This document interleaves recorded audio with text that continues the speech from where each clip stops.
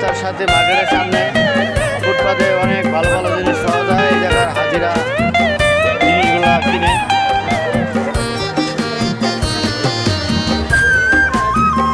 মক্কার পাশেই, মক্কার থেকে 2-3 মিনিট সময় লাগে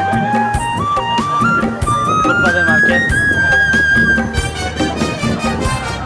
সবাই ভালো থাকবেন। আসসালামু আলাইকুম।